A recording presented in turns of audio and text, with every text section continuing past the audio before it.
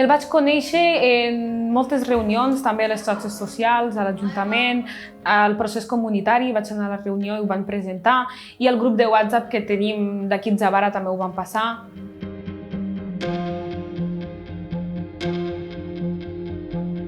Sempre he sigut voluntària, quan tinc temps lliure vinc aquí a Zavara i participo en els xiquets petits, però ara que ha vingut l'oportunitat del casal, sempre he volgut saber com treballen al casal, què fan, quines activitats n'hi ha, i el meu objectiu era conèixer gent nova i experiència, i tindré més experiència, conèixer altres jocs, altres persones d'altres comunitats.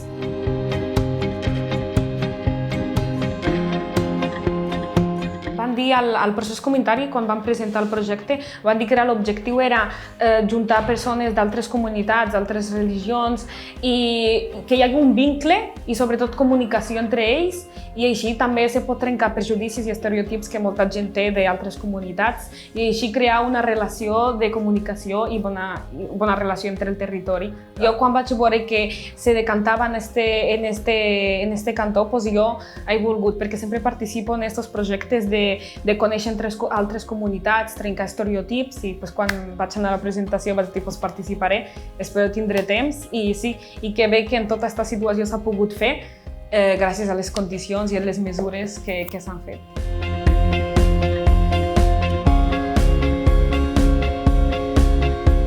M'emporto moltes bones experiències, la veritat. He pogut tindre el que volia jo, és que m'aporti experiència.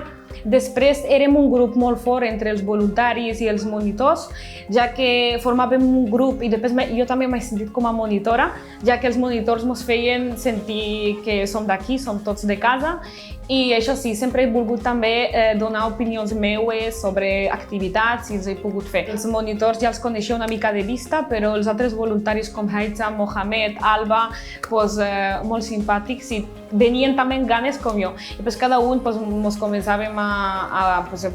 reuníem abans de començar alguna activitat i ens distribuïem com ho hem de fer i superbé. El bo és que estava tot organitzat, sabíem ja quines activitats fer a la setmana, teníem un horari, després també quedàvem mitja hora abans de que vinguin els xiquets, organitzàvem el material i els grups, passàvem la llista, miràvem si han passat la temperatura i totes les condicions que ens demanaven, i després quan acabàvem tot i se n'anaven a casa, ens tornàvem a reunir per veure com ha anat el dia i així si hi ha alguna cosa que comentar, el dia següent ja sabem què fer.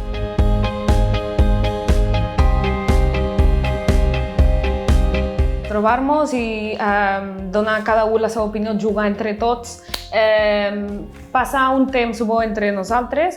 La veritat és que com aquests projectes estan molt bé que n'hi hagi aquí a qualsevol lloc, sobretot aquí ha anat molt bé perquè ha ajudat a que persones com jo siguessin voluntàries i ens aporti moltes coses, i també els infants sortir una mica de casa, coses noves, està molt bé. La veritat són molt necessaris com aquests projectes.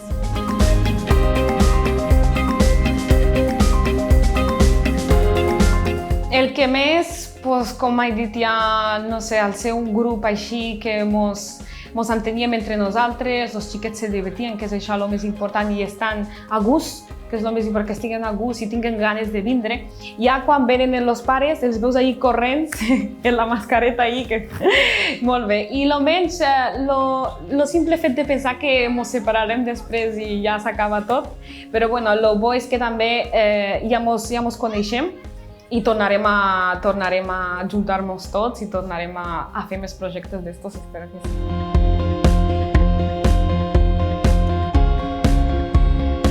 Per exemple, hem creat un grup de WhatsApp i allà enviem fotos que fem durant el dia, alguna idea que tenim també l'enviem allà al grup, i això sí, tenim intenció de continuar i seguir participant en altres projectes més endavant.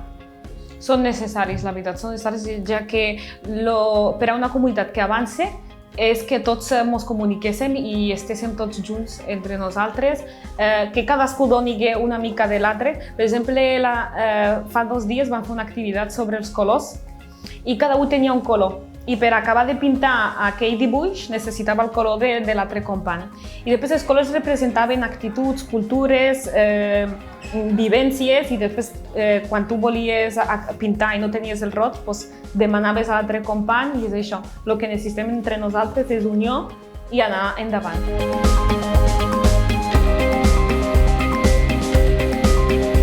Reacciona, bueno, és una història llarga, però així per a resumir-te, ens vam juntar molts voluntaris i anàvem pensant com podíem disminuir els perjudicis i estereotips i tot el que tingui a veure amb racisme, eliminar, què podíem fer. I hem pensat en fer moltes activitats i una d'elles era crear una pàgina d'Instagram i allí publicar històries o coses que ens ha passat, tant bones com dolentes, que tingui a veure amb racisme, i així conscienciar la gent i que tothom pugui contar la seva història, perquè molts de les ocasions de racisme que li pot passar a la persona, molt poca gent denuncia.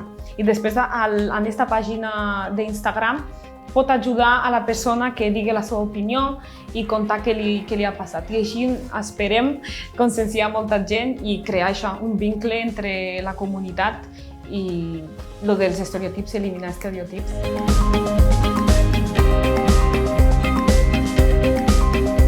Sí, per a les entitats és important, ja que al tindre voluntaris que tenen ganes està molt bé, perquè cada voluntari té una opinió i pot donar idees molt brillants. I aquí, per exemple, els altres companys meus, de vegades estem preparant alguna activitat, tant els xiquets com ells donen alguna idea que podíem crear i al final ens surt algo que no teníem pensat que ho faríem, i això està molt bé.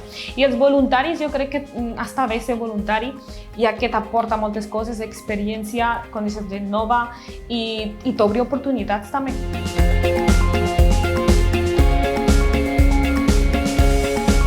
Aquests projectes estan molt bé. Ser voluntari també ajuda, qui vulgui ser-ho, endavant. Aquí a Tortosa hi ha moltes associacions on se pot ser voluntari. Lo del casal m'ha ajudat molt, espero continuar i no res més.